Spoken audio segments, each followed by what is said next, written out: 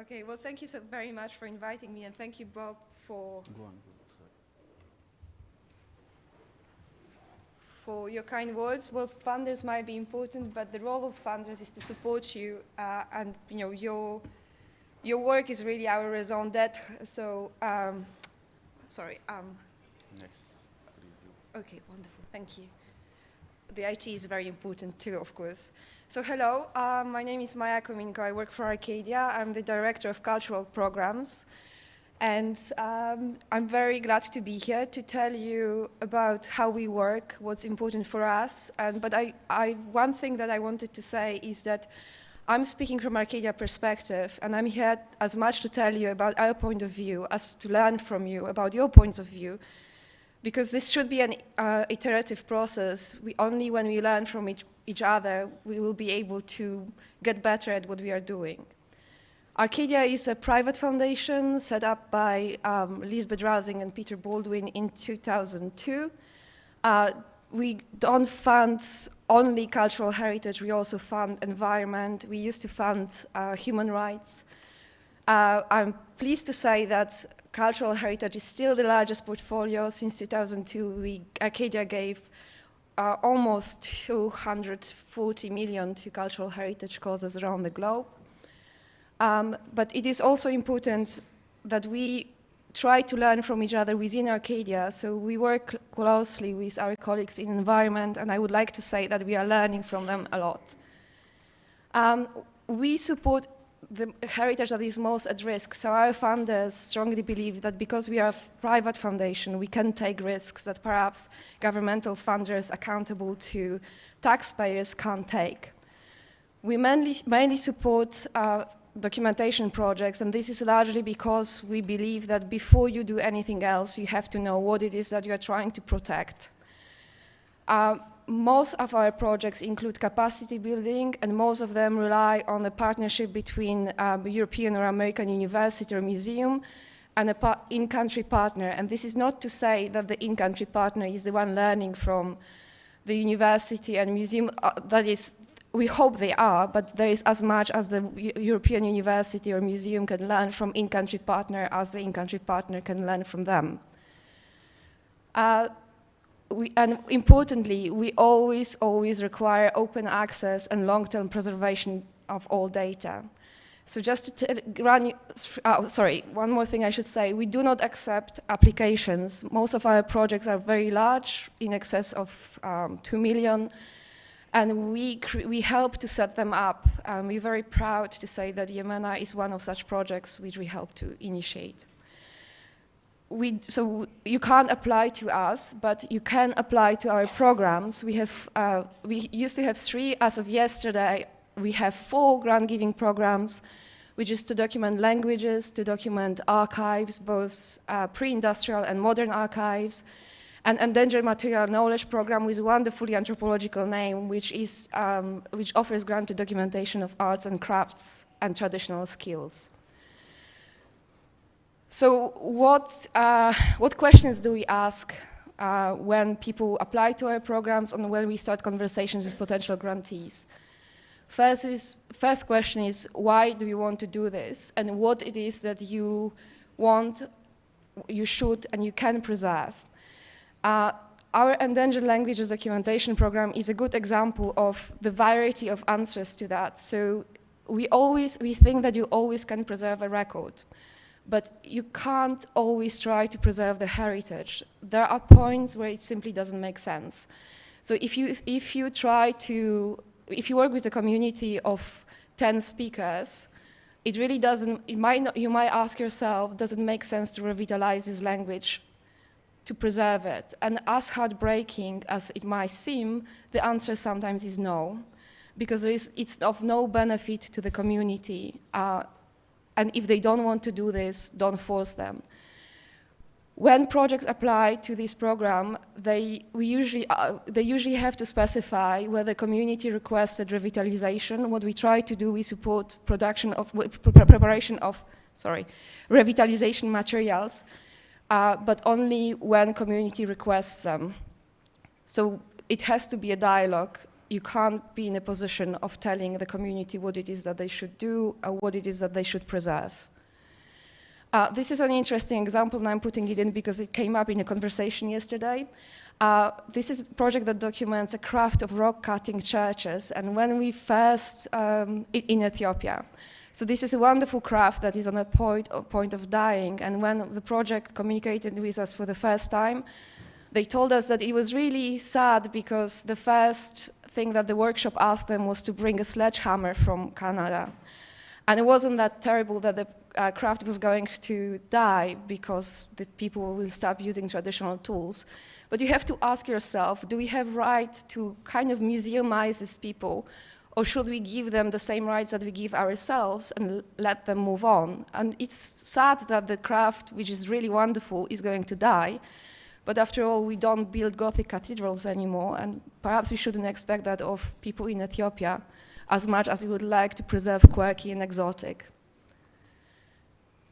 So why do we preserve what we preserve? And I think that the answer, the answers are endless and they would be very diverse. But predominantly from the point of view of Arcadia, we preserve the record, we make it available to the world, and what the world does with this is for them to decide. For us, what matters is to preserve the voices that otherwise possibly would be lost. This is very much a part of our Endangered Languages Archives program, which has preserved 7 million documents that otherwise would not be accessible. This means that the history going forward, the history will be written not only from the perspective of Western archives, but also from the perspective of people whose voices were not heard.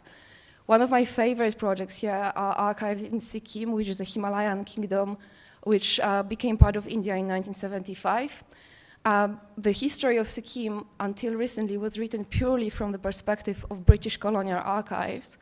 Once Sikkim archives were digitized, of course, the history has to be rewritten because we can for the first time hear about this history from the point of view of local people. But that said, this was the goal from this project from the very beginning. There were other outcomes which we sometimes didn't expect. For example, the church archives in Colombia, which were digitized through EEP, became a major source of material for the rights of indigenous people to recover their lands. So once you put this online, once you digitize it, once you make it available, really wonderful things start to happen, things that you might not have predicted from the outset. So this is why we always insist on two things. One is open access, but we don't mean open access in a sort of extremist way. Open means as open as possible and as close as necessary. Of course, there are safety reasons. We are not going to ask people to disclose location of all sites. There are cultural sensitivity issues. For example, there are languages that can be spoken and heard only by women. We're not going to insist on making them open access. We just want to hear why they can be made open access, and one has to be sensible about this. We agreed to login systems which allow to verify that users are bona fide users, but we never agree to paywalls. The access to heritage should be free and should be universal. We also require long-term preservation. I put plus 100 years, but really our terms and conditions stipulate that the materials have to be preserved as long as the institution that has a grant from us exists. Now, this is not an easy thing to do, especially for NGOs, but our advice is always work with partners, avoid commercial solutions. They might last for next 10, 50, 20 years, but they won't last forever. Choose sensible resolution to avoid excessive costs. There is a point where resolution is good enough. And importantly, make sure that the data is discoverable and usable. And I know that I'm running out of time, but just to tell you, we also like people to be pragmatic about this. This is an example of a documentation in Africa that the British Museum took on after the African NGO couldn't keep it online. This is the first project ever where British Museum accepted a digital image as part of their collection. It would take an act of parliament for this image to be destroyed. It's going to last as long as the British Museum lasts, which hopefully is as close to forever as we can get. Now, we had heard criticism, why is this in the British Museum? I mean, of course, Somalia can have a copy. There can be as many copies as you want. This is freely accessible. And of course, there is a colonial history, but think about the alternative. Yes, we can leave it just in Somalia, but the chances are there will be trouble in keeping it online as long as we can do in the British Museum. So pragmatism should be a byword in preservation. But when you talk about open access, do consider the fact that not all communities have internet access. And this was a case of our work in Bhutan, where all materials are open access online, but that meant that everyone, except the Bhutanese, had access to these materials, which meant that the project had to be creative and create analog solutions to grant access to the community. We also ask projects to make sure that the data is available through mobiles. Important question that we always ask is, what is the impact of your work on the community? And I'm sorry, I know that I am at this point exceeding my time, but this is perhaps important to say. This is a Mandaean community, the last Gnostic community, and it is a community where there is a deadline of their survival. They're going to be gone in 30 years. They existed from the 1st century AD. But the community is very divided. They traditionally lived in Iraq and Iran. They mostly live in diaspora now, and they have very little contact between them. Now, all the separate groups thought that they maintained the one Mandaean tradition. Once the traditions were digitized, they discovered that they actually diverged quite significantly. This was a shock to the community, and the project had to reckon with this. Basically, project had to moderate between different groups. This is not something that we thought that they would need to do, but we have since learned that it is important to ask the questions about the impact. Whatever you do, however light touch you think you are, there will be impact on the community. The very important thing is work with local partners and always be sure that we are on the same page. This is one of our, I know all our projects are our favorite projects, but this one is long-standing favorite project. It's a project, you probably heard about this, about the monks that protect manuscripts from ISIS, which is a rather simplistic way of putting it, but so be it. This is Hill Museum and Manuscript Library, which is a Benedictine outfit from America. And they have a very good way of working, we think. Essentially, they help custodians to digitize the manuscripts, and the Hill Museum and Manuscript Library takes this material on.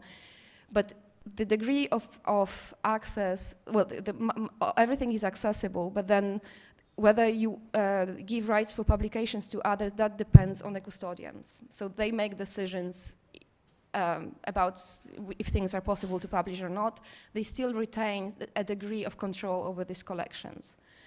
And finally, as we speak about our favorite projects, of course, Arcadia is very proud to support Yemena, and we're very proud to see how Yemena grows. We like our projects to be ambitious. Your work is always important. And I feel that at this point I can stop, because I think you all realize, working with Yemena, what a wonderful initiative it is. And Bob and the team, thank you so very much for your hard work. As I say, we are very proud to support you, and may your work continue for a long time. Thank you.